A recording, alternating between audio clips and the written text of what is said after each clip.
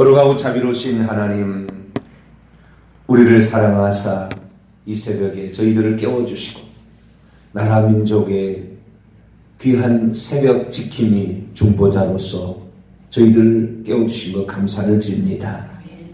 이전에 우리 선배들이 기도했듯이 우리 또한 기도로서 후배들을 후손들을 섬기기 원합니다. 하나님, 육체의 원함에 따라만 살지 말게 하시고 육체를 복종시켜 영을 따라 행하는 저희들 되게 해 주옵소서. 일주일의 삶의 첫날, 일 들어가는 첫날입니다. 하나님, 한 주간을 지켜주시고 주님 말씀으로 승리할 수 있는 복된 하루가 되게 해 주옵소서. 우리 주 예수 그리스도의 이름으로 기도하옵나이다. 아멘. 할렐루야. 잃었다가 되찾은 둘째 아들의 비유, 누가복음 15장 11절에서 24절 말씀인데요. 이 비유가 우리에게 들려주는 놀라운 사실 하나는 자유의지에 관한 말이에요. 주일날도 우리가 들었던 말씀과 많이 또 차이도 있을 수 있는데요. 자유의지를 얼마나 하나님이 존중하시는가. 살림을 달라고 하잖아요. 둘째가 아버지한테, 아버지 내게 돌아올 분깃을, 몫을 내게 주소서. 자유의지 아주 강조되고 있습니다. 아버지가 그 살림을 나눠줘요. 그 존중해 준다 그 말이에요. 아버지는 이 살림 나눠주면 이놈이 허랑방탕, 이놈이 아직 돈을 받아서 이 돈을 절제 있게 쓰거나 잘 쓸 수 없는 나이고 아직 그런 단계가 도달하지 않았다는 것은 아버지가 더 잘 알죠.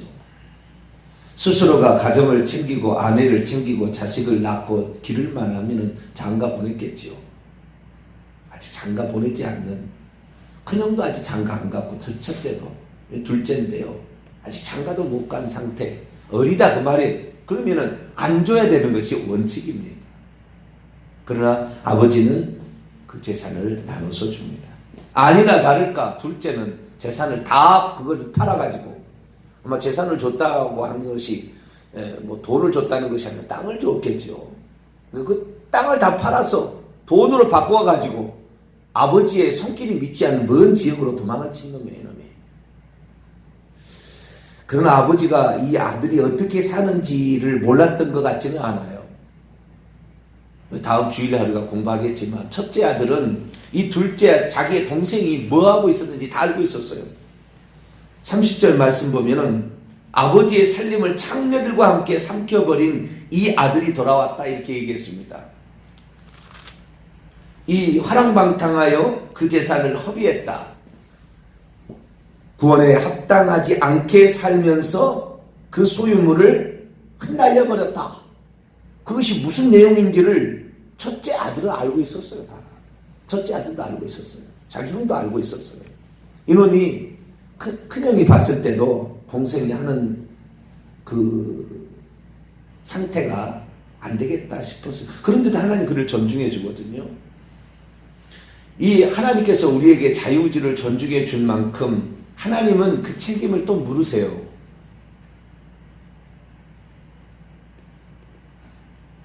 하나님이 범죄에 가담했거나 하나님이 범죄하는 데 있어서 어떤 역할을 미쳤다면 하나님도 책임을 져야 돼요. 그러나 하나님의 어떤 그 범죄를 하는데 하나님이 가담한 것이 아니라 전적으로 그 자유의지를 존중해 줬으니까 자유의지를 가진 그 존재가 적극적으로 회개를 해야 되는 거예요. 적극적으로. 이 둘째 아들의 범죄는 고의적이며 의도적이고 적극적인 범죄예요. 다분히 나쁜 의도를 가지고 있어요. 아버지의 곁을 떠나서 아버지 어떤 손길이 미치지 않는 곳에 지 마음대로 한번 살아보겠다 이 생각을 가지고 간 거 아니에요? 그러니까 죄라는 그 기원을 우리에게 딱 설명해 줍니다.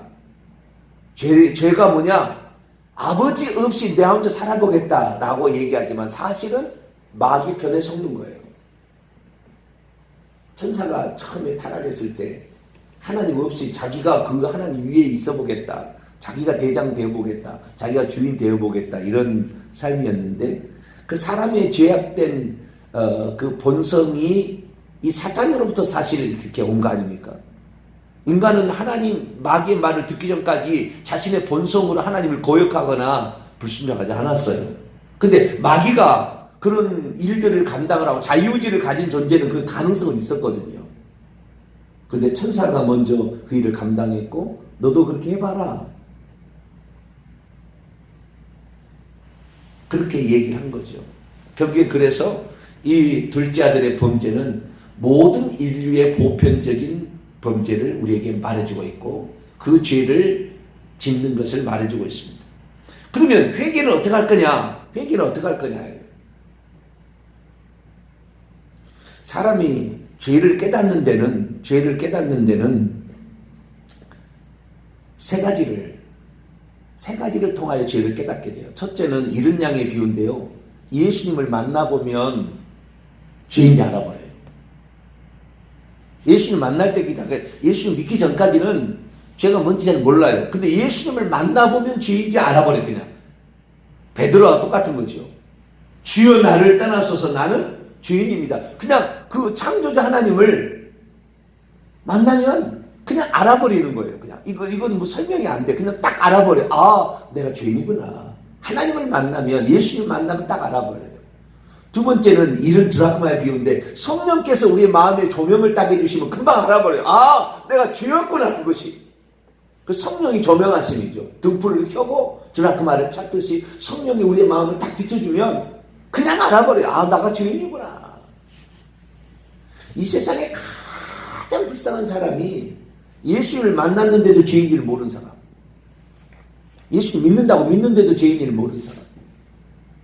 성령의 조명하심으로 양심의 창소를 찔러서 우리의 죄를 깨닫게 해주는데도 굳고 부인하는 사람. 죄인인 줄 모르는 사람일수록 은혜를 모릅니다. 그래서 사도 바울은 죄가 더한 것에 은혜가 더 넘쳤도다 이렇게 말하는 것은, 자기가 죄인인 것을 깨닫는 자일수록 더 은혜가 넘치는 거예요. 사도 바울은 자기가 예수님을 다메섹 도상에 딱 만나는 순간 얼마나 큰 죄인지를 바로 알아버려요. 나는 일평생에 죽음을 각오한 이러한 고통을 당한다 할지라도 이것은 내게 싸다. 나는 죄인의 괴수다. 내가 자기는 예수 믿기 전까지는 자기가 유대교에서 일을 잘한다고 생각했죠. 출세의 가도를 달리기 위해서 저 나사렛 이단 이것들 조져버려야 되겠다. 그런 생각을 하고 자기가 살아왔다. 자기 자신을 떳떳했다고 그래요. 그런데 예수님을 딱 만나고 보니까 자기가 얼마나 나쁜 죄인인지, 그 종교라는 걸 이용해서 자기의 승승가도, 자기의 출세를 위해서 그 종교라는 걸 이용해서 자기를 드러내는 아주 나쁜 놈이라는 걸 알아버렸어.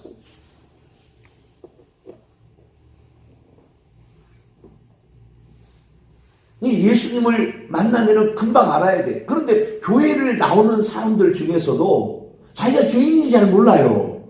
이 사람은 주님을 못 만난 거예요. 어쩌면 성령이 그 사람이 없을 수도 있습니다. 그 사람은 거듭 안 날 수도 있어요. 주님을 만나면 알아버려야 되는 거예요. 그리고 성령께서 우리에게 조명해 주실 때, 아, 그게 죄였구나. 그러니까 예수 그리스도를 믿는 순간에 뭐 그렇게 다 깨달을 수는 없겠지만 신앙생활 해보면은 알아버리는 거죠. 그래서 이 세상에 가장 훌륭한 사람은 자기가 죄인인지를 인정하는 사람들. 그런 사람들이 주님 만나고 주님의 은혜를 알고 주님이 나를 위해서 하나님의 사람 되셨다. 내가 어제 그런 얘기를 했잖아요. 하나님이 만세전에 홀로 존재하고 있었을 때 아들이 거기서 나왔다가 아들이 성육신에서 오셨으면 하나님을 두 분으로 섬기는 게 된다고. 하나님이 직접 사람이 되어 오셔야 돼. 그 디모데전서 3장 16절, 하나님은 나타낸 바 되셨다. 육신으로 나타난 바 되셨다. 하나님이 나타나신 바 되는 것이지 성자가 나타난 바 된 게 아니라 그 말이에요.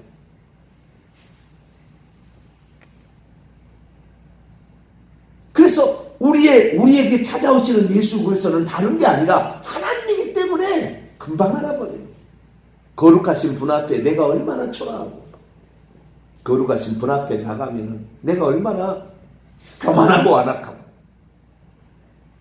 내가 얼마나 더럽고 추하며 얼마나 부끄러운 사람인 줄을 아는 거죠. 그것이 바로 이 잃은 양이나 잃은 드라크마의 비유예요. 그런데 이 세 번째 비유는 잃은 아들의 비유는 그것을 알면서도 외면했다는 거 아니에요? 내가 이걸 부모에게 이렇게 하면 불효자다. 내가 아버지의 살림을 달라고 하는 것은 아버지가 몰라서 모르는 것이 아니고 다 알고 있을 텐데. 이 둘째 아들은 다 알고 있었어요. 그렇게 하는 것이 불효이라는 것을. 그럼에도 불구하고 아버지에게 달라서 자기 마음대로 살아보겠다. 아버지를 떠나는 것이 죄고요. 아버지 없이 살아보겠다는 것이 죄예요. 하나님을 떠나는 것이 죄고 하나님 없이 살아보겠다는 것이 죄예요. 사실은 근원적인 죄입니다. 그러나 하나님은 우리의 자유의지를 존중하십니다. 그래, 네가 그렇게 한번 살아보겠다니, 네 스스로 한번 해보겠다니 한번 해봐라.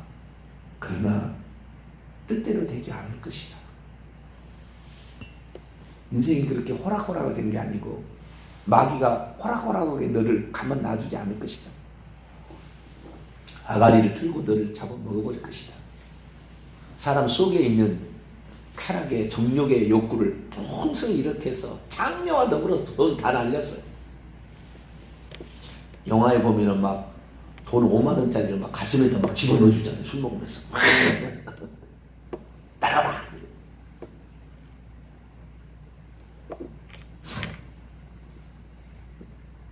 그렇게 허랑방탕하게 살았어요. 그때는 몰랐죠. 인생은 즐거움이야. 쾌락을 즐기는 것이지. 예. 니나노 살다가 보면 이렇게 또 사는 것이 낙이지. 그러고 살았다 그 말이에요. 근데 그렇게 하면은 결국에 그 아들이 그 부모에게 불효했잖아요. 그렇게 되면은 결국에 죽는다는 걸 아버지가 알아요. 그러나 스스로 자기가 떨쳐나갔기 때문에, 스스로 자기 아버지 곁을 떨쳐나갔기 때문에 스스로가 다시 와야만이 정상이지. 자기가 죄를 짓어서 일부러 죄를 짓고 떠난 놈을 아버지가 또 와서 이렇게 하는 것은, 그것은 어쩌면은 사탄의 참소가 들어가는 거예요. 편애한다고 참소가 들어가는 거예요. 그렇기 때문에 죄를 지은 우리가 하나님 앞에 나와야 되는 거죠. 그런데 우리 스스로가 죄를 지었다고 고백하기가 잘 안 돼요. 왜? 살 만큼, 예수를 믿지 않아도 살 만큼 살고 뭐 살면은 주님 앞에 나올 리가 없거든. 그러니까 하나님께서 두 가지 방식을 내리는 거 아니에요? 국가적인 재난을 통하여 모든 사람이 다 죽게 생기는 거예요. 죽게 생기는 거예요.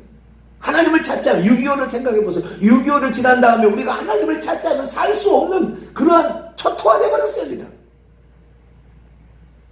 어떻게 자식을 기를 것이며, 어떻게 여자의 몸으로 자식을 길러낼 것이며, 지금처럼 아르바이트 일만 하면요, 지금은 일만 열심히 해도요, 아르바이트에도 150만 원 이상은 벌 수 있다고요. 지금은 그런 시대입니다. 그러나 옛날에는 그런 시대가 아니었어요. 우리 어렸을 때만 해도요, 너무 가난한데 벌어먹을 데가 없으니까 양송이 공장, 무슨 방직 공장, 상업고등학교,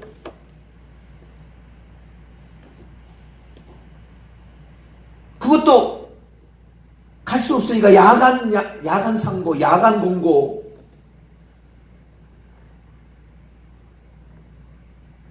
일이 무슨 어디 이런 데로 갔잖아요. 낮에는 그 공장에 가서 그렇게 일하고 벌어먹을 데가 없으니까 밤에는 공부하고. 옛날에는 남존 여비 사상이 있어서 남자는 가르치면 여자는 안 가르치는데, 여자가 공부하고 싶다 그러면 그럼 너는 야간이라도 들어가라 이런 거 아니었어요. 옛날에는 그랬잖아요. 우리나라 참 못 살았어요. 국가적으로 너무 어려우면 하나님을 의지할 수밖에 없어요. 하나님 도와주세요. 난 너무 힘들어요. 그렇게 하나님을 찾게 만들고, 그 다음에 개인적인 비참함, 국가적으로, 그러니까 그 지역적이 다 가뭄이 들었어. 먹을 것이 없으니까 어떻게 그냥 목구멍 타작만 해도 좋겠다, 내가 먹을 수 있게만 해도 좋겠다고 가서 이거에 돼지를 치면은 돼지가 먹는 쥐염 열매는 마음대로 먹겠지 생각한 거잖아요. 그래서 돼지 치는 그 집에 더부살이로 들어가서 돼지 똥이나 치고 있었는데 배가 고파서 그 돼지 쥐염 열매를 먹으려고 엎드려서 돼지 쥐염 열매를 먹으려고 하는데 그 담당자가 그를 처참하게 유리를 하죠. 안 주는 거예요. 얼마나 서러워요. 저희 어머니 말은 달구똥 같은 눈물을 흘렸을 것이다. 달구똥 아시에요? 닭똥을 옛날에 달구똥이라고 그랬는데 달구벌하고요. 달구똥 같은 눈물을 흘렸을 것이다. 비참한 신세로 전락할 때 우리 집에 가면은 날품파리도 잘 먹고 있는데 라는 생각이 들었다는 거죠. 하나님의 곁을 떠나온 것이 얼마나 내게 처참한 비참한 지경을 알게 만들었나. 하나님 곁을 떠나면 행복할 줄 알았는데 하나님의 곁을 떠나는 것이 망하는 길이었어요. 17절 나는 여기서 줄여 죽는구나. 아폴리우미라는 헬라어 단어예요. 나는 여기서 멸망당하는구나. 나는 여기서 으깨어져서 파괴되는구나. 이 비참한 신세요.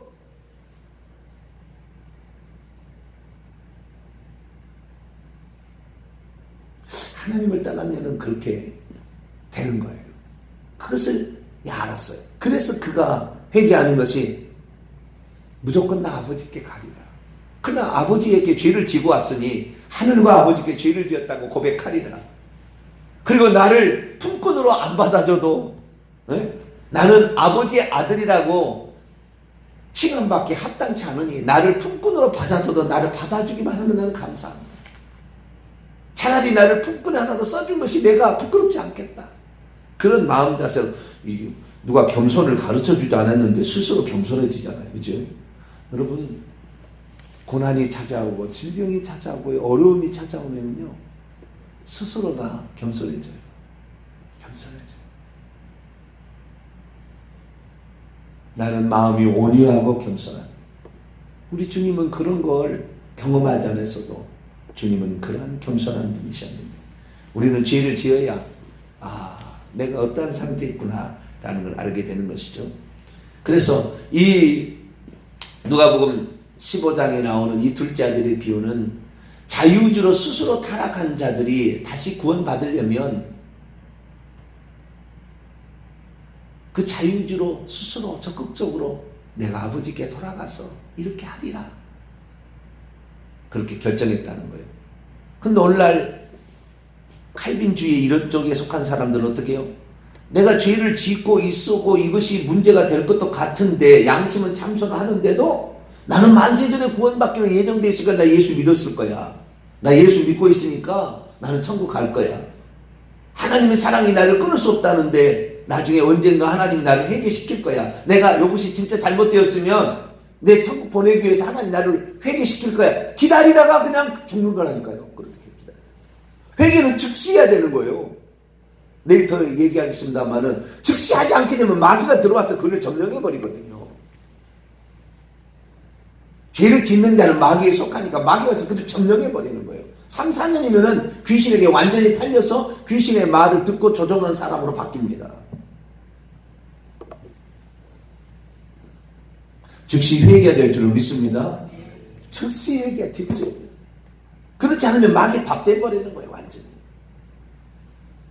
가만히 있어도 하나님께서 다 어련히 알아서 해줄 걸로 착각하는데 그렇지 않습니다. 우리가 죄를 양심을 우리에 비춰서 성령께서 조명할 때 즉시 반응해서 주여 그렇습니다. 나 죄인입니다 라고 나올 때에 이 사람에게 하나님의 긍휼 무조건적인 사랑 계산하지 않는 하나님의 사랑 죄를 묻지 않는 그런 사랑이 우리에게 베풀어지는데 그것을 하지 않는다고 말해요. 하지 않아도 하나님이 해줄 것이라고 생각하고 기다리고 있다가 결국에 망하게 된다고 말해요. 회개치 않아도 당신 예수 믿으니 천국 간다고 맨날 설교는 하니까 이것이 바로 뭐예요? 중세시대에 똑같은 거예요. 중세시대에 면죄부 판매하고 똑같은 거예요. 당신 면죄부만 사면 당신의 죄는 다 용서받고 천국 간다 이거잖아요. 당신 믿기만 하면 당신은 천국 간다. 중세시대 면죄부 판매하고 오직 믿음하고 뭔 차이가 있냐고 말해요. 중세는 차라리 힘들었어요. 왜? 면죄부 살려면 돈이라도 줘야 되잖아, 엄청나게. 지금 공짜잖아요, 믿음은. 돈 주고 파는 것도 아니고. 이것을 지금 대한민국의 목사들이 그냥 남발을 하는 거야, 남발. 그따위로 살아서는 당신 지옥 갑니다. 얘기해 줘야 되는데. 당신 회개도 않고 어떻게 천국 갑니까? 얘기해 줘야 되는데. 그러니 목사부터 타락해서 다 타락해가지고 교회들마다 내가 교회 나갈 필요가 뭐가 있냐는 거예요. 나 상급 안 받으면 되지 뭐. 적당히 살다 가는 거지. 즐기다 가는 거지. 이렇게 나와버린 거죠 지금.